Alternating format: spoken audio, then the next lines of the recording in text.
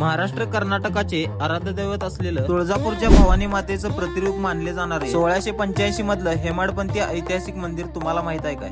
निप्पाणकर सरकार म्हणून होते सिद्धूजी राजे. ते दर पौर्णिमेला तुळजापूरला जात होते. मग त्यांनी वृद्ध झाल्यावर त्यांना तुळजापूरला जायचं होता. त्यावेळी त्यांनी एक पौर्णिमा तुळजापूरला गेले आणि देवीची एक पायावर राहून 3 रात्र 3 दिवस तपस्या केली. त्यावेळी देवी त्यांना प्रसन्न झाली की तुला काय हवं आहे.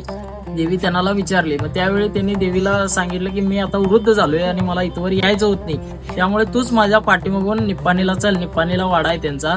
खरं येतो म्हणाली, खरं माझी एक अट आहे म्हणाली, तू मागं वळून पाहायचं नाही, जिथं तू पाहशील तिथं मी थांबणार म्हणाले. ठीक आहे म्हणाले, पाहत नाही. मग इथवर आल्यावर इथं निप्पाणकर सरकारांचे हद्द चालू होते ममदापूर पासून.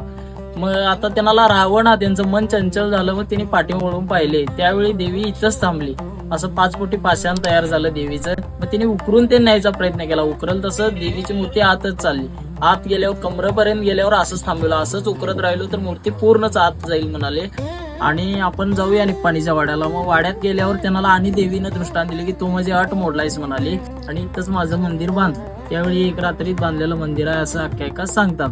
देवीची स्वयंभू होते अशी पाषाण शाळा. ही विशेष पूजा असते देवीची. मंगळवार, शुक्रवार, शनिवार या टायमाला केली जाते. ही महापूजा असते पौर्णिमेला किंवा देवीची यात्रा दिन असते त्यावेळी केली जाते. आणि हा किरणोत्सव असतो. किरणोत्सव सप्टेंबर मध्ये 19, 20, 21 या दिवशी असतोय आणि मार्च मध्ये 19, 20, 21 या तारखेला असतोय. उगवता किरणोत्सव असतो, पूर्वेकडून येतो.